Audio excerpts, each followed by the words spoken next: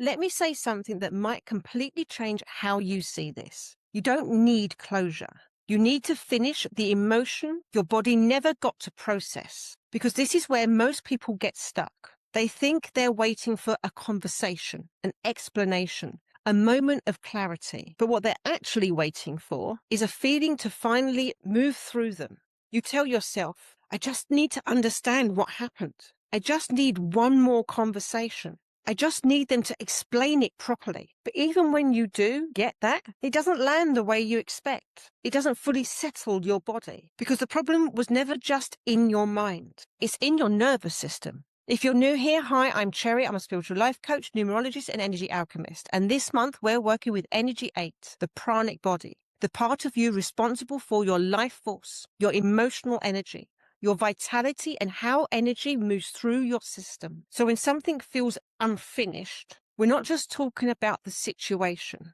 We're talking about energy that hasn't been processed or completed in the body. Because as long as your energy is still sitting there, your system will keep trying to resolve it, not through logic, through repetition. Before we go deeper, if this is already hitting something in you, hit subscribe and tap the notification bell, because this is where you stop chasing answers and start understanding what your body is actually asking for. So let's get clear on what unfinished emotion actually means, because it's not just about feeling sad, angry, or hurt. It's about emotion that was never fully processed in your body. Most people think emotion is something you think about, but emotion is something you're meant to feel and move through. It's energy. And energy is meant to move. From an Energy 8 perspective, your pranic body is responsible for circulating life force. So when an experience happens, your system is designed to feel it, process it, and then release it. But when that doesn't happen, the energy doesn't just disappear, it stays. And this is where it gets real. Emotion gets stuck when you don't feel safe to express it. You had to stay calm to keep the peace. You overrode what you felt to be understood. You moved on too quickly without processing. So instead of the emotion completing, it gets stored. And stored doesn't mean gone. It means it's still active in your system. It still has energy behind it, and it still wants to move. So what happens? Your body starts looking for ways to complete that emotion. And it does that by replaying the situation in your mind, pulling you back towards the person, creating similar dynamics again, not because you're stuck, because your system is trying to finish what it started. And this is the part no one tells you. You don't keep thinking about it because it was so special. You keep thinking about it because your body hasn't had a chance to fully feel it. So when you chase closure externally, you're trying to solve a body-based process with logic. And that's why it never fully lands, because you're not missing information. You're missing completion. And this is where it goes deeper. Because once you understand that, you have to look at why your system keeps revisiting it instead of releasing it. So if your body knows how to process emotion, why hasn't it completed this one? Because it's not that you can't feel it. It's that part of you has been trying not to. And I'm not saying that to blame you. I'm saying that so you can actually see what's happening. Because avoiding emotion isn't weakness, it's protection. At some point, your system decided, this is too much. This isn't safe to feel fully. I need to stay in control.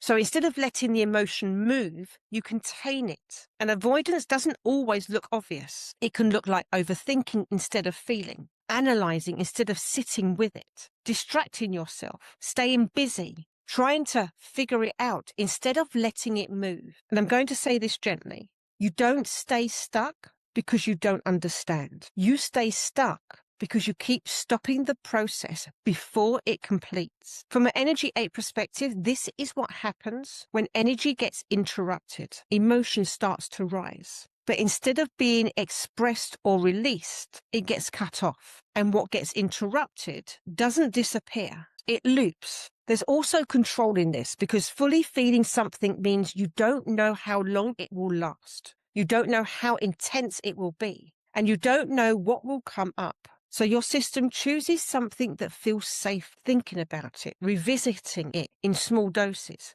keeping it contained. But here's the truth. You're not processing it. You're circulating it, touching it just enough to keep it active, but not enough to let it move. And for a lot of you, you've been the person who holds it together, stays composed, doesn't lose control, keeps functioning no matter what. So fully feeling something goes against that identity. But completion doesn't come from control. It comes from allowing the emotion to move all the way through. And this is a shift you need to hold on to.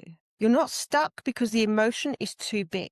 You're stuck because it's never been fully allowed. And this is where everything changes. Because once you stop interrupting the process, your body will do what it was designed to do. It will complete it. So now that you can see it, you understand how the emotion got stuck.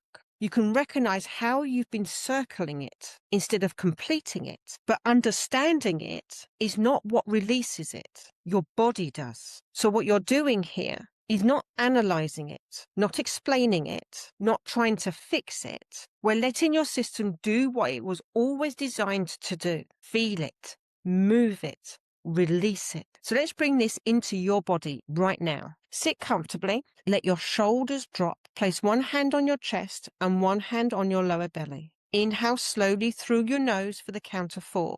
2, 3, 4. Hold for 4. 2, 3, 4. And exhale for 6. 2, 3, 4, 5, 6. Again. Inhale slowly. 2, 3, 4. Hold 2, 3, 4. Exhale 2, 3, 4, 5, 6.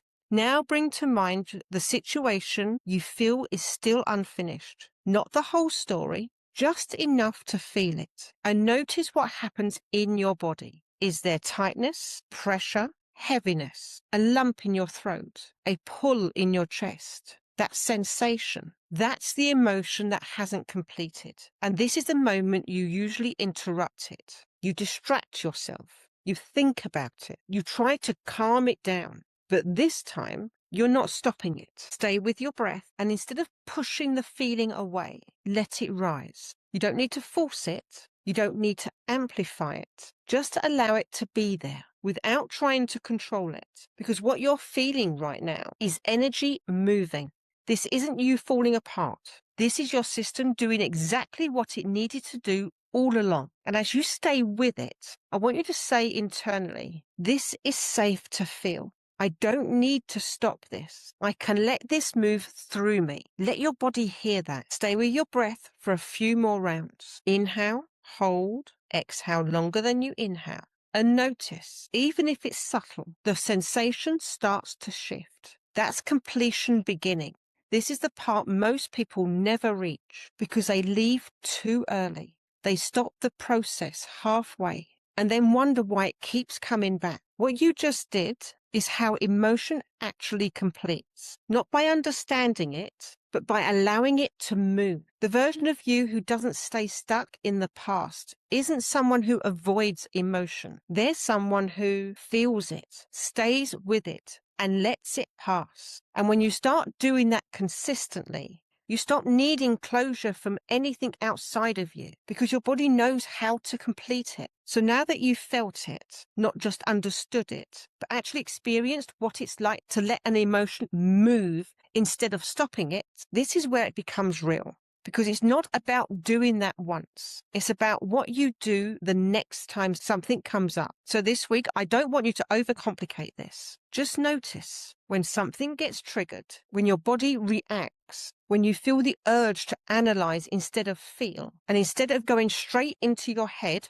pause, breathe, and ask yourself, have I actually let myself feel this, or am I trying to figure it out? That's it. Because that one question interrupts the pattern. It takes you out of overthinking, analyzing, trying to get closure externally, and brings you back into your body, your breath, and the actual process of completion.